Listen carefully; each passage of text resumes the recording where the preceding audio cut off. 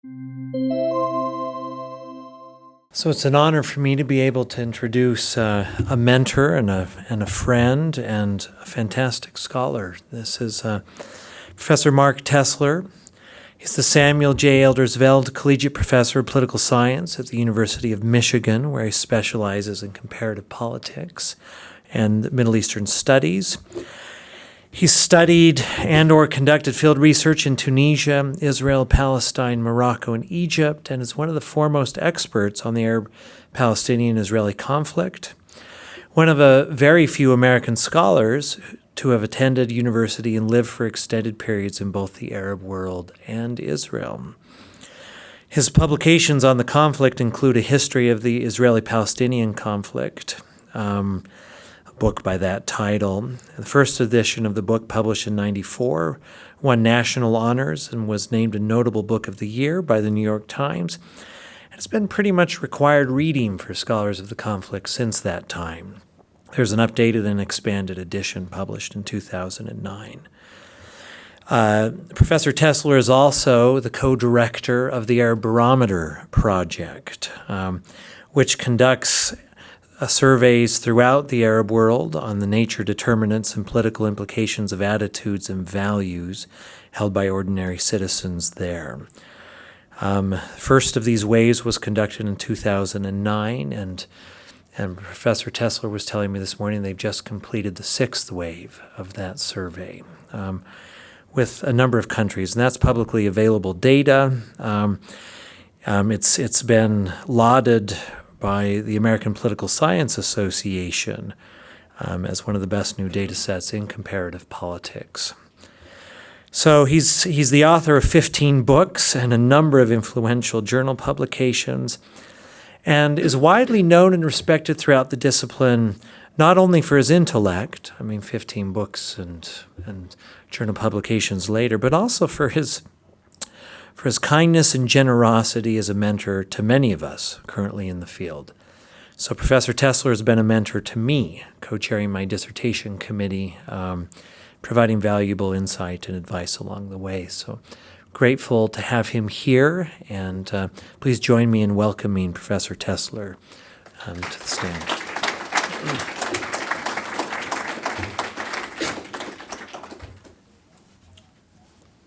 Thanks, Josh.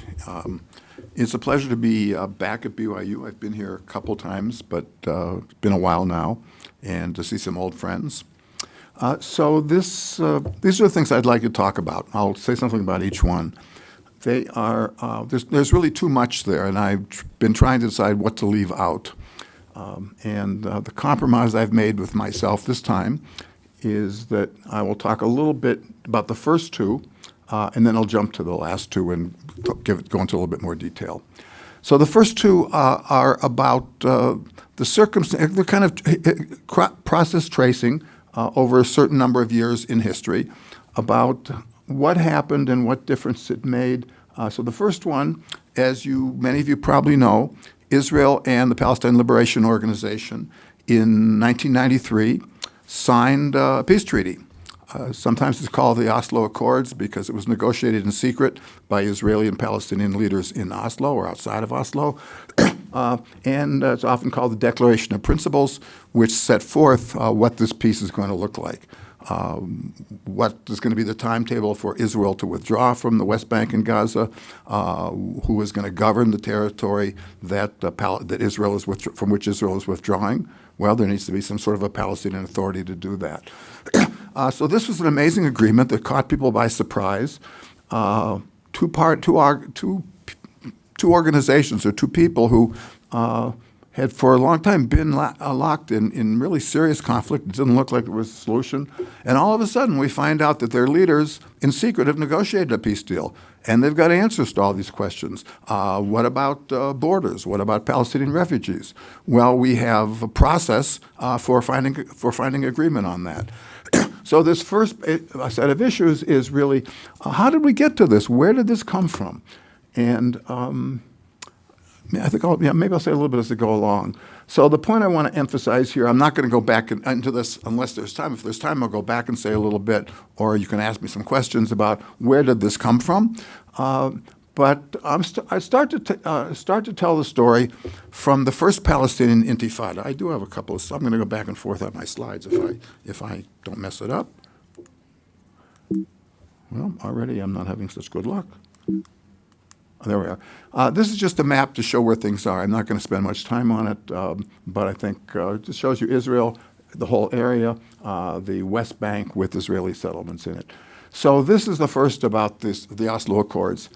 From my assessment, it begins with the first Palestinian Intifada, which begins at the end of 1987 and runs for 3 years or so. There was a little bit of debate about when to say it ended.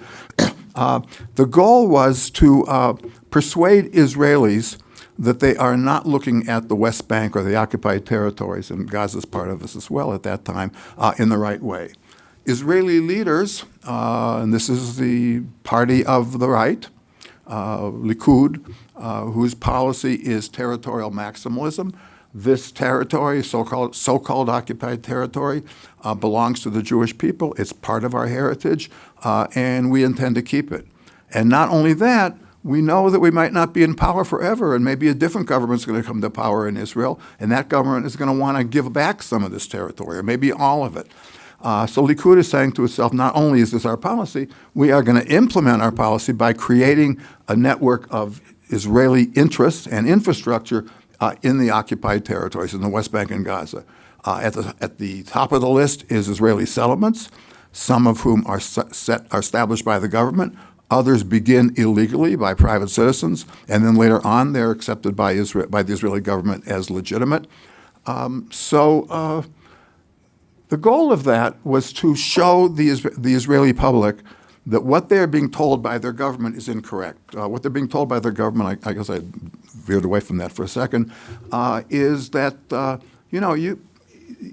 you'll be told that Palestinians in the West Bank and Gaza want Israel out, don't like the occupation. That's not correct. They won't tell you the truth because they're afraid that some of their leaders will get after them for telling the truth. But we know from our conversations, and this thesis is associated with a number of prominent Israeli academics, that most Palestinians like the occupation. They've never done better. If you want to have some statistics, look at the number of cars that are imported. Look at the number of refrigerators that are imported. More than ever, Palestinians are doing well. Drive through the territories, and you'll see all these new luxury villas, these big villas being built. How could that happen if the occupation was impressive? So they make this argument. We know that most of this money is not earned by Palestinians in the West Bank because there aren't really that many jobs. It's earned by Palestinians who have left this area, gone probably to the Gulf, to Saudi Arabia, or maybe Kuwait, or maybe Qatar, and they're sending money back. So actually, these so-called evidence of development and prosperity really is really based on something that shows how undeveloped and how underdeveloped the area is. So the Palestinians are saying, the Intifada is saying, you're hearing this, that we're happy with the occupation and things are going well, and our levels of consumption, our standard of living is going up. So the Intifada, which is a mass uprising sustained over a long period of time, mobilizing virtually all sectors of Palestinian society, have undertaken a massive nonviolent protest movement. Nonviolence is important. Some supporters of Israel might say it's not quite as unviolent as I suggest, but mostly it's nonviolent for sure. And there are demonstrations and protests. Palestinians come out in the streets. They sing Palestinian songs. They fly Palestinian flags. They try to block roads so the settlers can't get to their settlements. Those roadblocks are cleared away pretty quickly. And so it's to say that we are sending the message that we don't like occupation. And if your leaders are telling you something different, either they're horribly ignorant, or more likely they're lying. They probably know, but they're not telling you because they want to keep these territories. So this has a major impact on Israeli public opinion. Here I've just got a couple of slides I'll show you. This is just some of this protest. It's burning tires. It's all kinds of protests, like strikes called by Palestinians. This has the effect of resurrecting the green line in Israeli political consciousness. If you don't know the situation, maybe this won't mean much, but it's actually pretty important. The green line is the line, it's not a real line, it's a line on a map that differentiates from pre-1967 Israel, before Israel captured the West Bank and Gaza and other territories, and on the one hand, and the West Bank and Gaza on the other. Prior to this time, I think, the West Bank and Gaza had been under Israeli control for a long time already.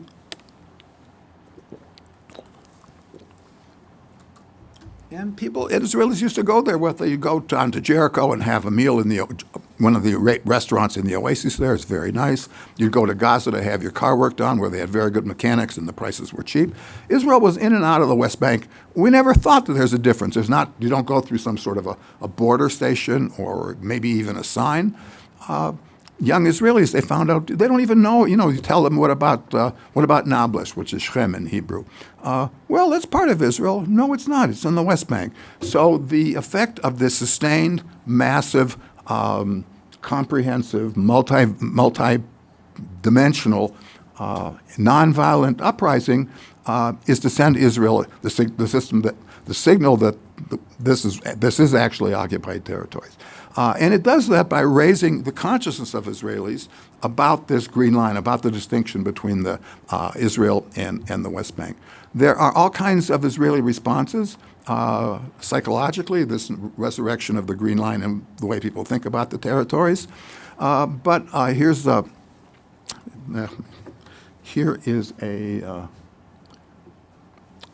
I'm not doing this very well. Anyway, if you look at here down at the bottom, this is a new committee of reserve officers, senior former officers in the Israeli Defense Forces, who are saying, yeah, we get the message, and the Palestinians don't want us there, and they're not content with their situation, and they're not thriving as never before. They want us out, and our concern is security, these reserve officers. Our concern is security. And if we give up the territories, maybe we'll have some security risks. But we can see that much greater security risks are keeping the territories. So this is an important event. I don't know if I said enough about it to make it entirely clear. But it sends a new signal to Israel that the non-costly effect of occupation. The government's telling you Palestinians there are happy. There's no cost to keeping these territories. We're showing you that we're not happy. There are costs to keeping these territories, and that's finding a resonant view in Israel. That message is getting through, and that kind of is a large part of the beginning of a process that takes us ultimately to the Oslo Accords. We have a new understanding in Israel growing that we need to do something else with these territories. That's reflected in Israeli elections and other things. If I had time, I would kind of take you through that whole process. So that's number one.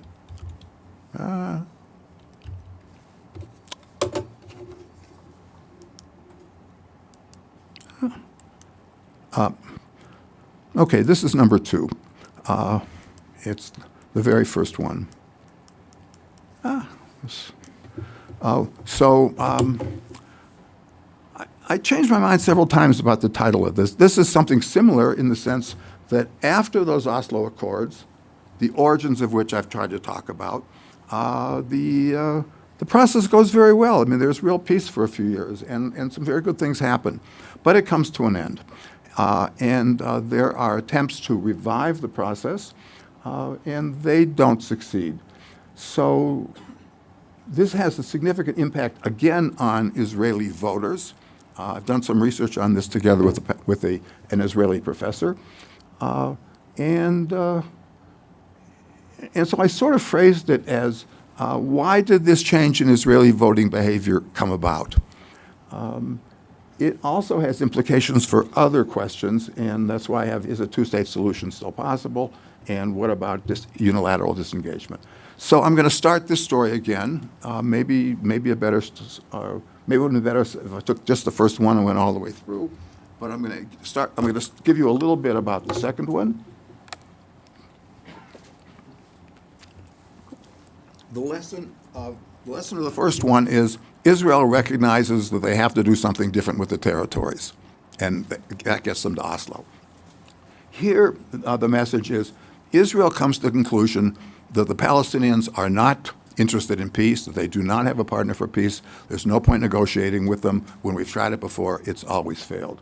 And as a result, therefore, well, if the Palestinians won't compromise, it doesn't make any sense to talk about a two-state solution. Well, if we can't do anything with the Palestinians, maybe we should just do it on our own. We'll have unilateral disengagement, which is what they actually did in Gaza sometime later. So it begins with, you can start at any place, but so it begins with the Camp David summit in July of 2000. This was called by a new Israeli prime minister, Ehud Barak, and he wins the election on a platform of let's knock some heads and save this process. And the idea he has is that we're going to get Israeli and Palestinians together, and ultimately it'll be sponsored by the U.S. and held at Camp David, and we're going to force them to reach agreement on these issues. When it's over, we're going to know what territory the Palestinians are going to have for their state and what territory Israel is going to keep. We'll know what are going to be the security arrangements for Israel. We'll know what about Jerusalem. Is the city going to be redivided? Will it be a unified city with two capitals in it? So we're going to knock some heads on this. So they begin at Camp David. Arafat, the Palestinian leader, is invited, and he says he does not want to go. He says, we're not prepared. The Israelis, we know, have very concrete plans, and they're able to make their case very persuasively. We need some time to prepare. We are not prepared right now. We can't go, sorry. In the end, so there was a lot of pressure for him to go forward. And in the end, he finally agrees. And so the Israeli delegation, led by the new Prime Minister Ehud Barak, and the Palestinian direct negotiation, led by Arafat, begin. Arafat has received a letter from the Americans saying, okay, we know you didn't want to come, but it's important to move forward. Should it happen that this were to fail, we will not hold the Palestinians responsible.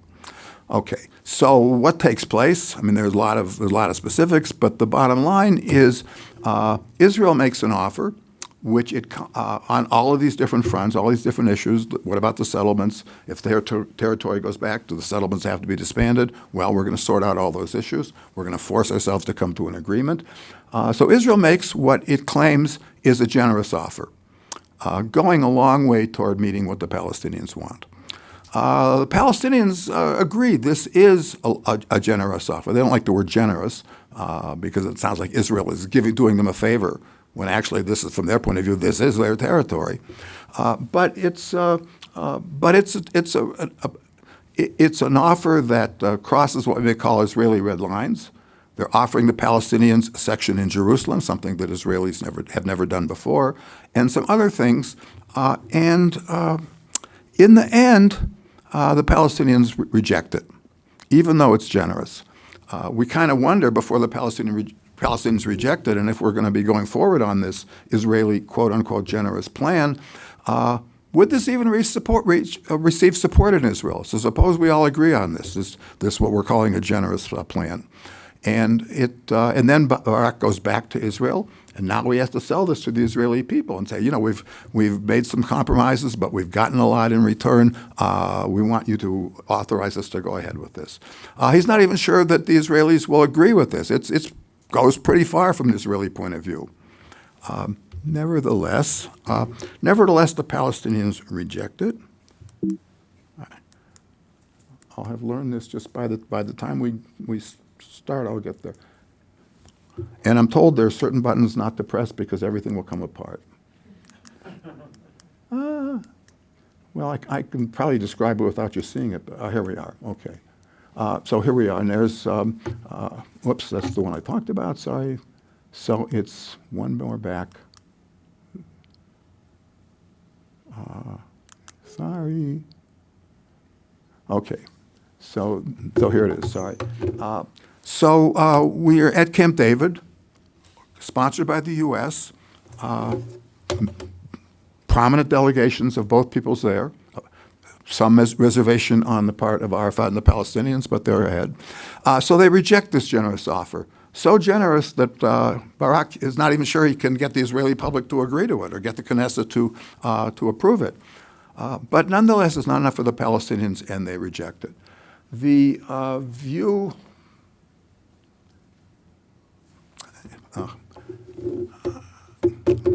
this is... I can't seem to get this to go exactly where it was. It's actually a different slide. Anyway, and the Palestinians reject it. And they reject it because, generous as it is, there are certain things that it does not contain that the Palestinians can't accept. I'll give you one example. Israel is going to retain the Jordan Valley. This is an important part of the West Bank. Israel says it needs it for security considerations. Maybe it does. That's debatable. But from the Palestinian point of view, so you are going to withdraw from the occupied territories, and you are going to give us, are going to allow us, quote unquote, to have a Palestinian state. But a lot of the territory in that Palestinian state is actually going to still belong to Israel. Well, no, it won't belong to Israel. Israel will have it under a long-term lease. It's kind of fiction. We'll have soldiers there. We want it for security purposes. But we'll agree that the territory technically is Palestinians, and we're only there because the Palestinians have agreed to a long-term lease. So the Palestinians say, I can't accept this. We can't say that Israel is going to be in control of a meaningful portion, it's not the majority, but a meaningful portion of the territory that will become this Palestinian state. So that's just one example. But out of this comes a view in Israel very different than the view that came out of the first Intifada. That Intifada persuaded Israel change was needed, and that needed to come about through negotiations with the PLO. Now the view in Israel is we made an amazing offer. We kind of think Barak went too far, but even that wasn't enough for the Palestinians. So it's clear the Palestinians don't want peace.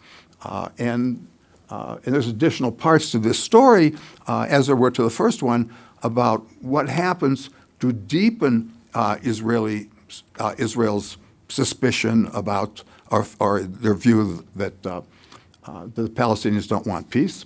After the Camp David summit that I've been describing, we begin a second Intifada. I don't like to call it Intifada because it's not a mass uprising, it's not nonviolent, it's real terrorism. Palestinian, fighters with strap suicide belts around their waist, and they go blow up a civilian. Something like a wedding or a pizza parlor where people hang out. It was really to try to hit back at Israel that is occupying our territory. From an Israeli point of view, this just reinforces the notion. So they didn't accept a generous offer, and after that, what did they do? They started this second uprising that involves killing civilians. So Israelis have come to the position that there really isn't anybody to talk to. There is much more to the story. There's a Palestinian view. There was a commission of inquiry headed by former Senator George Mitchell of the U.S. That offers a somewhat different interpretation of all this. But in the Israeli political consciousness, just like before, their perception of Palestinians' actions have created a different point of view that Palestinians are not a credible partner for peace. They don't want peace, and we need to think differently. There's a bunch of other things that happen after this to get us to the end of the story, but for our purposes, the end of the story is the two questions I have here. So if it's true, as we have come to believe, and based on the evidence of the Camp David summit and the second Intifada, the Palestinians are not interested in peace, does that mean there's no possibility for a two-state solution? We might as well give up on that. Or maybe that's not the conclusion you want to reach. There were indeed additional ongoing negotiations between Israel and Palestinians after the failure of the Camp David summit. But as a generalization, Israelis decided that there's nobody to talk to. That's part of the reason that, based on the top liner, that's part of the reason that the voting patterns in Israel changed. People who had previously supported negotiations with the PLO don't do that anymore. And so one question then is, as I leave this, is it possible to have a two-state solution? Then if it's not, if we're convinced there's no point talking to the Palestinians, we know they're not interested in peace or compromise, maybe we still want to get rid of some of these territories for our own reasons, so why don't we do that unilaterally?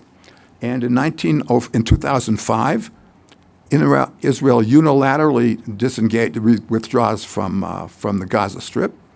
But I'll leave this, and maybe we'll have time to come back to it. I can see we're not going to have a lot of time, so I'll jump ahead kind of quickly.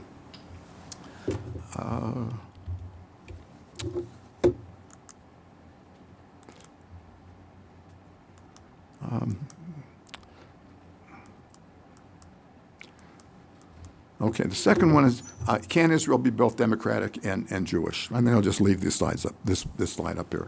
In 2018, Israel publishes something called the Nationality Law.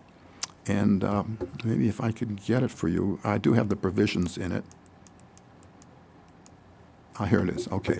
And that law says, and it's basic law, it means it's like the equivalent of a constitutional amendment. It's not just a law, it's a basic law.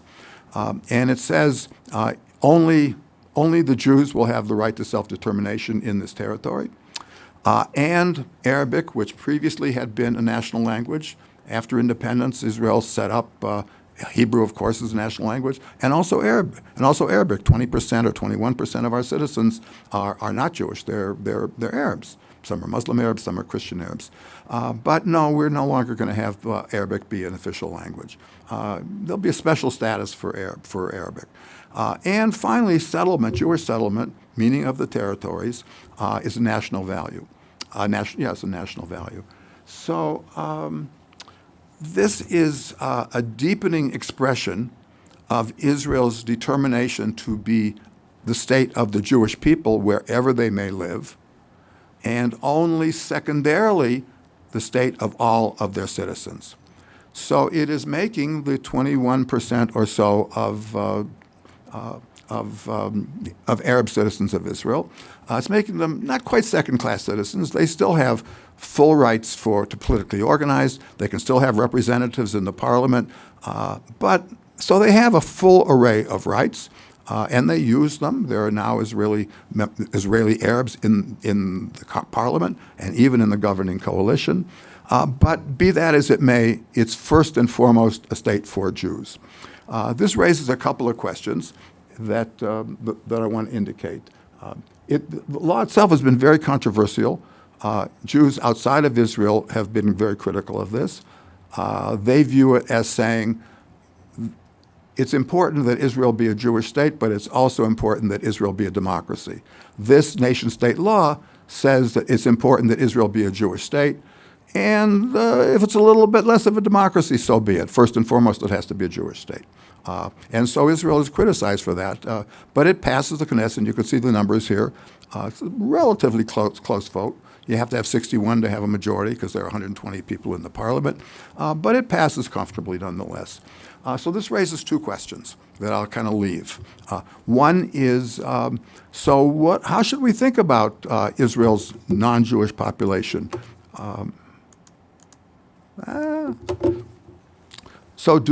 Can Israel still be a democracy if it gives a lot of rights to the Palestinian citizens of Israel, or the Arab citizens of Israel, but more rights to the Jews? That the country is founded on the principle of serving the Jewish people wherever they may be. What happens to the non-Jews? What happens to the Israeli Arabs? One solution has been, and has been presented by a prominent person. It hasn't found a lot of support, so I don't want to give the wrong impression. Maybe we can go to this area called the Triangle, which is where a lot of, it's one of the big regions where a lot of Israeli Palestinians live. And maybe, if we're going to give back some of the territory, maybe we'll give back this territory as well. We'll redraw the borders, and this segment represents about a half of the total Israeli Arab population. They will be inside the Palestinian part, outside the Israeli part. So maybe we can get rid of some of our Palestinians. Maybe that's what we should do. That's not very satisfactory, and it hasn't gone anywhere, so I don't want to overemphasize that. But there is this question from the beginning. can Israel be a Jewish state, a state that is Jewish in a meaningful sense and serves the Jewish people worldwide, and still be a full democracy? Or does being this Jewish state, does this nation-state law undermine Israel's democracy? One group to point out down here at the bottom are the Druze.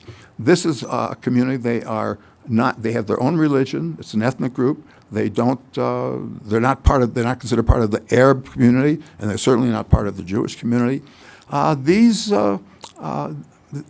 people serve in the army. Arabs don't serve in the army for maybe legitimate reasons, but the Druze do. And they are particularly upset. So here we are. We've thrown in our lot with Israel, with the Jews. We serve in the army, defending the Jewish state. We send our kids, in most cases, to Jewish schools. And yet we are going to be disadvantaged. The country isn't taking the position that, yes, you are a full part of the Israeli political map, and we recognize and appreciate your commitment to Israel. Oh, yeah, well, we do, but still you're not Jewish, and so you're still not in the same status as Israeli Jews. One of my students is actually doing a dissertation research on this right now. I think he's actually in Michigan now, but he's been spending time in Israel and will be going back. He's trying to get a handle on how members of the Jews community think about the nation-state law. Second question here. So there are two questions that come out of this, beginning with that Camp David summit, in which Israelis come to the conclusion, maybe not too correctly, but maybe correctly, that the Palestinians aren't interested. Second question is, so what about these territories? What should be the status? So I put down what the options are, and none of them are. Well, some of them are more satisfactory than others. Democratic secular state. This is the idea that Israel as a country would cease to exist, and in its place, over all of historic Palestine, would come a new state. It would be secular. People could be very religious, but that's private to them. The country will be secular. It will be non-sectarian. Jews, Muslims, Christians, Druze, everybody will have equal rights. So it'll be a democratic, non-religious, secular state. It's been that's one possibility. Israelis will never go for that.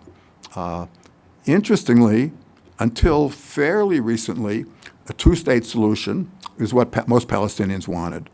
They view this as inadequate. It doesn't go as far as they think Israel should to meet legitimate Palestinian needs. But basically, on the concept of a two-state solution, one Jewish, one Palestinian, that had been, and to some extent still is, the preferred Palestinian position. But more recently, they've begun to talk about this democratic secular state, a post-Zionist state. A good friend of mine, who's a public opinion researcher in Palestine, Khalil Shikaki, he illustrates this by talking about a conversation with his father. And his father's defending a two-state solution and criticizing Israel for doing things that are going to make it more difficult for that to come into existence. And he says, my son, I tell my son that, and my son says, Dad, you're living in a dream world. We're long past the time when there can be a Palestinian state, a two-state solution. Wake up. The only possibility is a one-state, quote-unquote, solution, if it is indeed a solution. So Palestinians are coming to that notion that, so why don't we just share this territory, not in two states, but within one state that gives each of us equal rights? It would mean the end of the Jewish state, so it doesn't have much support in Israel. Two other sets of possibilities: territorial compromise. We give up some of the territory back to the Palestinians. That could be a two-state solution. Technically, it's still possible, but with 400,000 Israeli Jewish men and women, call them settlers, in the territory, with all kinds of infrastructure to support them, with access roads that only settlers can use, Palestinians can't use them, and a bunch of other stuff, it seems there's very little likelihood of this. but maybe conceptually at least it still makes sense. Or, as some Israelis have proposed, and as they proposed much more in the past, give the territory back to Jordan. West Bank was part of Jordan prior to 1967. Israel captured it in that war. It is part of Palestine, of historic Palestine, and the population there, apart from these settlers, is Palestinian. So let's give it back to Jordan, and Jordan can worry about what the relationship should be with the Palestinians. Or Israel should just take the territories, and it looks like this is the direction we're going. It will annex the West Bank. And one possibility, the last one, transfer, that finds support. It's troubling. It finds support from about 10% of the Israeli population, and transfer means the Palestinians leave. This is going to be part of the Jewish state. We have annexed it, and Palestinians should go elsewhere and find their state. And maybe we can make conditions harsh enough that they'll want to leave, make it difficult for them to get their kids to have an education, find work. So eventually they'll give up and they'll leave. Or we can maybe do more. We can help them. We can create some facts. We'll send some trucks or some buses, and we'll start to move them. Israel did this once before in Gaza. They took a fairly large number of Palestinians in Gaza and moved them to the West Bank. That was back in 1971. And what I think is where we are today, and where I think we're most likely to end up, and that is Palestinian cantons with autonomy. So the Palestinians have, under the terms of the Oslo Accords and some revision after that, the Palestinians have control of their cities. I think there are 9 major cities. And the Palestinian Authority has control. They administer these. And they decide whether they're going to collect local taxes. They decide whether there's going to be a license given for a new building. They decide all these kinds of things. Who's going to take care of picking up the garbage and where it's going to be dumped. So the Palestinians can run their own affairs. But there's no Palestinian state. There's no Palestinian nationality or political nationality. Rather, we have these little islands, all of them together. Israel will tell you, all of them together, probably 95% of the Palestinians live in one of these places. So we are allowing most Palestinians to be in communities where they run their own affairs. That's kind of where we are now. I don't know if we'll be able to move in another direction. All these possibilities have problems. But right now we have, it's called, for those of you who know what Area A, B, and C are, these are the communities in Area A with a large Palestinian populations. We'll leave, as long as they don't pose a security threat to us, we'll leave them alone and they can do what they want. And they can run their communities effectively, they can be corrupt and whatever, not our concern. And there'll be 9 of these little states. They won't be connected to one another. There won't be any political institutions that unify them. They'll simply be a series of autonomous cantons. So that's the second question that's posed by this nation-state law. So if settlement is a national value, which was said on the previous slide, and we are already settling these territories in ways that will enable us to keep them, and that's what we should be doing, that's a national value, it's kind of saying that we're taking off the table any possibility of a Palestinian state. What then is left? Here are some of the options. None of them are very realistic or probable. Okay, this is the last one, and I'll do it really quickly so we have time for some questions. So recently, 4 Arab countries have signed normalization agreements with Israel. They have exchanged ambassadors. They have opened their borders. The states are UAE, United Arab Emirates, Bahrain, Morocco, and Sudan. What's down here in the lower right and lower left are some of the things that these countries got in return, mostly from the United States. So these countries didn't necessarily just say, it's time for us to put an end to our conflict with Israel, and let's go ahead and recognize Israel. There was some of that, especially maybe in Morocco and maybe in the Emirates as well. But anyway, so Israel now has peace with these 4 countries, plus the 2 countries which already had peace treaties, Jordan and Egypt. Large numbers of Israelis are traveling to the United Arab Emirates to do shopping in Dubai. And so things are going well. The question this raises, what about the Palestinians? Where are they in all of this? So if there are enough Arab countries that are ready to end the Arab-Israeli conflict, as 6 countries so far have done, and I think there's a very good chance that 2 or 3 more will come fairly soon. Some of the others, maybe yes, maybe no in the future. So the Arab-Israeli conflict is coming to an end. The conflict that spawned wars in 48, 56, in 1970, 1980, 1973. So there's no provisions for the Palestinians. It's simply that Israel and the absence of recognition and peace from these Arab countries has been one of the things that put pressure on Israel to deal with the Palestinians. Now there's no pressure on Israel to deal with the Palestinians. Maybe they don't have to worry about that list that I put up about which of these things would be best and which one is likely to come. Things will just go along as they are. Israel will continue to occupy the West Bank. Probably before too long, it will start to annex part of the West Bank, extend Israeli law to those territories, and maybe Palestinians will remain, maybe they'll leave. We'll have to see. But the question this raises, if there are enough Arab countries that will make peace with Israel, and as I say already, there are 6, and we can identify a couple more that will come soon, can we then have peace without the Palestinians? So if Israel just has its way in the West Bank, and it's probably going to be at least partial annexation, maybe full annexation. So that's the question I end with. Can there be peace between the Arab world and Israel if the Palestinian dimension of the problem is not resolved? Okay, so that's a little bit of pieces of 4 things. I couldn't decide between that and taking 1 or 2 of them and going into much more detail. But I think this gives you an overview, I hope, and invite comments and questions.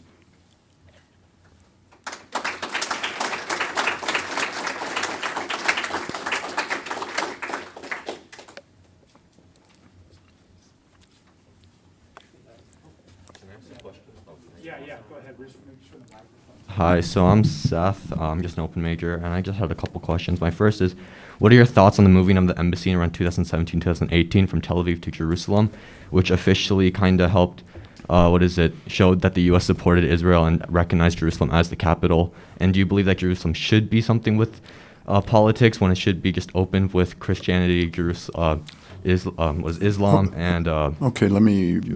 Yeah. And my personal opinion isn't really whether I like it or not. It's, yeah. I don't think it was a very helpful move. It was championed by the Israeli right, and forever until Trump came along, regardless of Democrats, Republicans, they all agreed it should stay in Tel Aviv. Trump did a favor for the right wing in Israel. We know who he talks to in Israel. We know that some of his advisors, the person he chose to be the U.S. ambassador in Israel, was under Trump, a very strong supporter of settlement, a person who had contributed money to settlements, including a settlement that was established on Palestinian land, against the wishes, obviously, of the Palestinians who own that land. So you might say you can conceive of a way in which this wouldn't make much difference. The embassy is in West Jerusalem, the Israeli part of Jerusalem. So maybe there could be a Palestinian embassy in the east part, and the fact there's one in the west wouldn't preclude that. But I don't think that's likely. But basically, this was a gift to the Israeli political right. And if you think the Palestinians have rights as well, then this is a movement away from that. All right, thank you. I have another question. So maybe we should limit 1 question per person just so others have a chance. All right. Thank you. Sure. Hi, my name's Savannah Levitt. I'm a political science major. And my question is, you mentioned that Palestinians can involve themselves in Israeli political life to an extent, but Israel is not considered a democracy. So how much representation how much representation would Palestinians need for Israel to be considered a democracy? Yeah, well, I think I maybe didn't come across entirely clear if that's the message you got. But there is a question. I mean, so in a legal sense, the Palestinians have the same rights as everybody else. That includes, publishing whatever they want in their newspapers, serving in the parliament. But I think people would agree, maybe not, that they are nonetheless marginalized. Their language is no longer language of state. So to some extent, it's symbolic and ideological rather than actual rules. The introduction of this law, which a fair number of Israelis and a lot of Jews outside of Israel really think is unfortunate. But aside from the symbolic and ideological part, then we could say on a strictly legal basis, the Palestinians Palestinians who are Israeli citizens continue to have their rights. It wasn't that their rights were taken away, but the official connection of their language and themselves was reduced. And it's in that sense, I think it's reasonable in that sense to say that Israel is a little bit less democratic than it would have been. And of course, the Arab citizens of Israel, like the Jewish citizens of Israel, are paying taxes. And what are those taxes being used for? Well, a lot of it is doing for absorption of new immigrants and promoting immigration. Jews should come. So there's all these activities and involvements that make Israel more Jewish than not and make the Arab citizens, it's a little bit more than symbolically, but it isn't in terms of strict legal definition, puts them in a secondary place. So I think maybe it's a repeat of what I said before, but that's what I think I can say. Thank you. Sure. Hi, my name is Seneca. I'm a Middle Eastern Studies Arabic major, and I was wondering, so the kind of the Abraham Accords and all of these alliances are based off the idea that the enemy of my enemy is my friend, from what it seems like. Do you think that's in the long term going to create more issues in the Middle East because they are, like Arab countries are allying with Israelis, or do you think it will eventually create more like peace and coalition? I think the key to answering that question is the Palestinians, I think. The reasons that these countries made peace with Israel, a number of them really had sort of unofficial, under-the-table relationships for a long, long time. And Israelis come there and they talk and they have some deals. So it isn't that these countries have, from the beginning, been unreservedly hostile to Israel. But they're moving now into a new stage. They're being public about this. They're being criticized by the Palestinians, of course. They're also being criticized by some hardline rejectionist countries that don't want more relations with Israel. But that's a minority. We are seeing a change. I think the answer really has to come back to the Palestinians. My guess is that this is going to continue, that we'll have more Arab countries sign on. There will be strong criticism of this from some other Arab countries, maybe Algeria, probably Syria, that really don't want this kind of normalization. But they will be increasingly marginalized. They can say what they want, let them complain. It's not going to change things. And so I think we're gonna see a different pattern. As I said, right now, to the extent we know, a lot of Israelis are going in particular to the United Arab Emirates. So my guess is, either that's going to continue and the Palestinian situation won't be resolved, and we'll be back to the previous slide. So Israel is Jewish, but it has also Palestinians. How is all this going to sort itself out? Well, it'll be like it is now, just a lot of competing proposals with none of them being very practical or promising.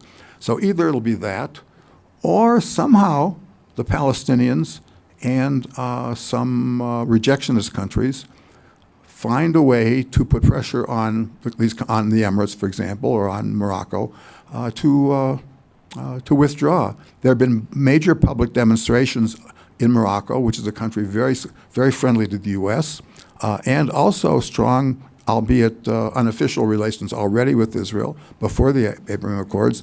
But there have been major demonstrations there against this, against the Moroccan government for doing this.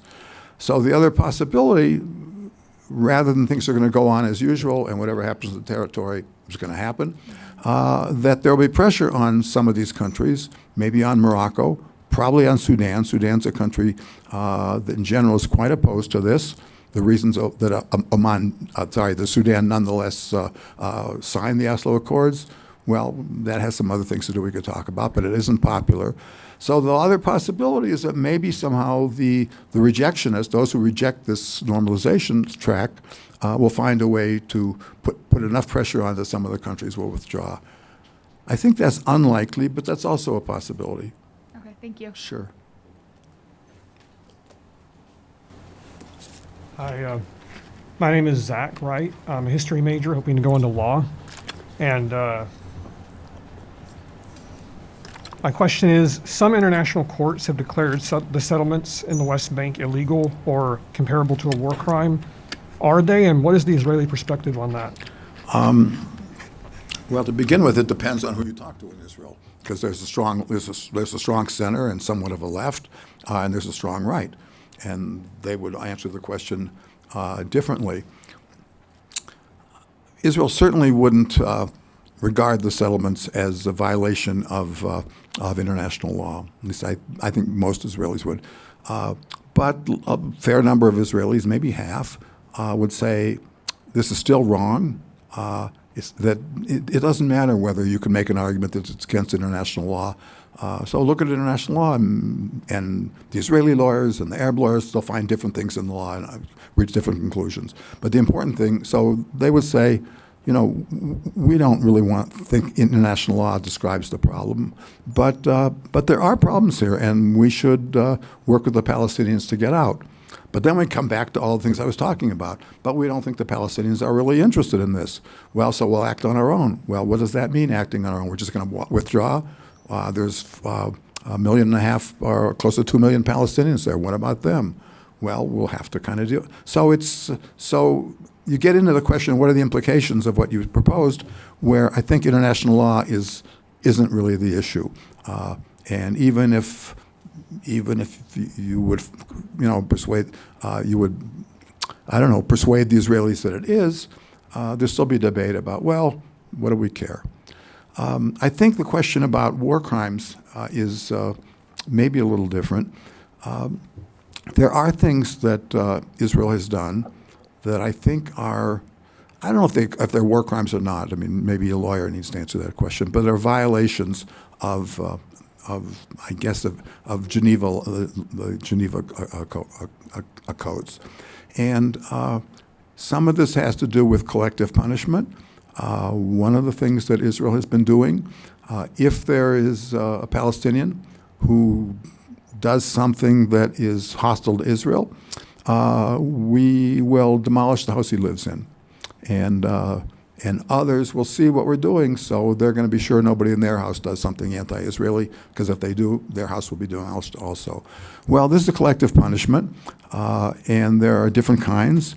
There are curfews on refugee camps, because one person in the camp did something, and the whole camp is going to be under curfew for 2 weeks. So there are things that are being done, and they're certainly deplorable. Israel has its views. It says we know this, but that's why we're doing it. It's the only way we have to send a message that this is the price you're going to pay if you decide to undertake hostile acts toward us, and so a lot of this is troubling, and some of it I think violates the Geneva codes. Okay, thank you. Hi, I'm Will, and I'm studying international relations. So it seems as though the Israeli right has been much more successful politically as of late, and I've even seen some articles that call the left irrelevant. Do you think that there's political imbalance in Israel, and if so, how do you think that impacts peace talks? Well, the right has been growing stronger. I think what's kind of missing in that statement is the center. There has been, and this is one of the things that I had up on a slide, but I didn't have time to talk about it.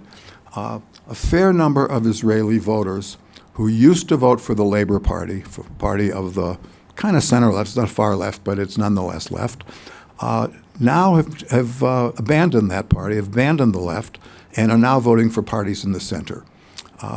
And that's not most people who supported labor in the past, but it is a fairly large number. There have also been some who have left the right, used to vote for a party on the right, and they also now vote for the center. That's probably not too relevant for your question. But what we've seen is a kind of, well, I don't know if we call it bimodal, but it used to be, here's what the left says, we're prepared to give up the territories in return for peace, and let's talk to the Palestinians about that and see if it's possible. A lot of those people have now concluded, yeah, we'd still like to get rid of some of the territories. It's not good for Israel to have these territories, but there's nobody to talk to about it. We've seen that over and over. And of course, Palestinians say that's a total misrepresentation, but that's how it will look to a lot of Israelis. So it is correct that the left is smaller than it was in the past. But I think the biggest change is not that the right itself has grown, maybe a little bit. I mean, it is substantial. It certainly has more weight than the left, but it's really the center that's come up. So the last few elections, including the most recent one, it's been close between the candidate of the center and the candidate of the right. And so I would say, yeah, you are correct, or whoever you're quoting, that the importance of the left has declined. And we kind of know why that is, and it's related to some of the things I've been talking about, a lack of confidence in the Palestinians as a negotiating partner. But they've gone mostly to the center, not to the right, mostly. And it means that usually what we've had in the last few elections, candidate of the center and the candidate of the right being Likud in this case, are the two main parties. They're much closer than anybody else, and whether any of them, given this split between the center and the right, can form a coalition and govern it's been difficult, and sometimes they haven't been able to. So I think I've kind of wandered a little bit, but the answer is, yeah, the left has grown, but it hasn't by itself contributed to the growth of the right. It's created this system where there are two large blocks, the right and the center. Thank you. And as well, and I've witnessed arguments. So my question was, you chose 1987 as a starting point. I was wondering your thoughts on 1947 with the United Nations Treaty of Israel and Palestine, how they gave the land, divided it, and then Israel took over land that Palestine was given by the United Nations, and that was the offer that they were giving back at Camp David. Yeah, I think that raises a bunch of questions that are very important. I can maybe say a word or two about them, but I don't think they're necessarily central to the question I'm asking here. How did we get to the Oslo Accords? What persuaded the Israelis and the Palestinians to have the Oslo Accords and to achieve this monumental breakthrough, which then ended for reasons we can talk about? The UN, the borders the UN proposed are quite different than what we're talking about now. So Israel has about a third of the territory that was set out by the UN to be part of Israel, part of the Jewish state.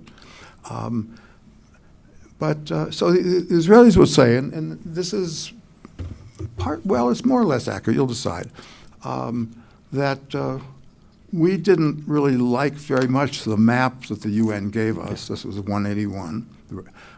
But we accepted it. And we said, okay, all right, we have to move on, we'll accept it. The Arabs didn't accept it. And so we're not in a situation because Israel's been in transit since the beginning. If we want to talk about the beginning, we have to make it clear that we're in this situation because the Arabs rejected this offer. And they didn't come back and say, okay, partition, we could live with that, but we've got to change those borders. They didn't say that. They said, we can't live with partition. We don't want a Jewish state on any part of Palestine. Moreover, they not only took that position in response to the UN, they then initiated a war.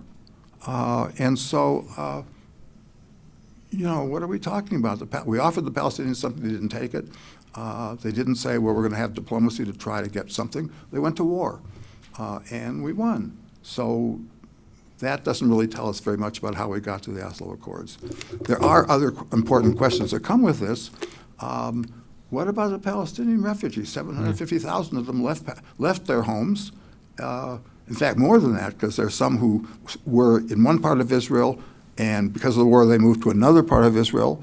So they're internal refugees. But external refugees, probably 750,000. Well, because they were told misleadingly by their Arab leaders to leave. That's an argument that Israelis used to make. It's not true, and they don't make it anymore, but for a long time that was their answer. Because of Plan D, which you probably know. Yeah. This is supposed to be, to defend the Jewish community. It's not quite yet Israel. That's going to come a few months later. But it's to defend the territory and to, if they're making war against us, what do you think? We have to have defense. Yeah. Well, yeah, that's true, but you're leaving out some important parts. They without much hesitation, took over land that was supposed to be for a Palestinian state. They would say, well, why not? The Palestinians don't want it. They made clear they don't want it. And they drove out the Palestinians. They drove out a lot of the Palestinians. Yeah, that's true. For a long time, supporters of Israel denied that, and they had these other reasons to explain why Arabs left. In recent times, especially since the Israeli archives have been opened up, there are Israeli scholars, they're sometimes called the new historians, who are telling the story as it more accurately based on the archives. And it's clear that Israel did proactively remove Palestinians from this territory, so that when the war was finished and they had their Jewish state, we would have fewer Arabs in it. What many of them would say now, they wouldn't deny they did it. They would say, yeah, but it was a good thing. It needed to be done. If we're going to have a Jewish state, it has to have a substantial Jewish majority. That's what the Zionist project is all about.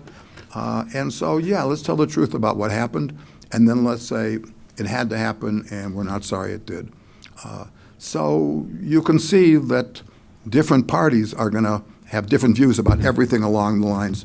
We have in my class, we have exercises for students in their discussion sections. Class is big enough that we can have this lecture period where we have some discussion, and then there are these discussion sections. So the exercise that we had recently was evaluate the decision of the Arabs to reject the UN Resolution 181 in 1947 and to go to war. Was this, not in retrospect, not if they hadn't done it, maybe something would be different today, not that, but is this a reasonable decision? Is it legitimate? If you had been an Arab, would you have been persuaded by it? Well, what is it? And we assign people to both sides. There's more stuff that follows. We assign people to both sides. They each have certain assignments to do. At the end, they write an essay. But it's to say that you're putting on the map something that's really important. But it's really a talk for another time.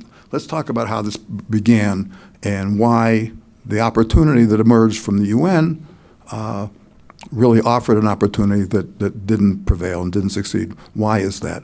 And what happened next? And who did what? And we try to sort all that stuff. So it's a really important time period, obviously.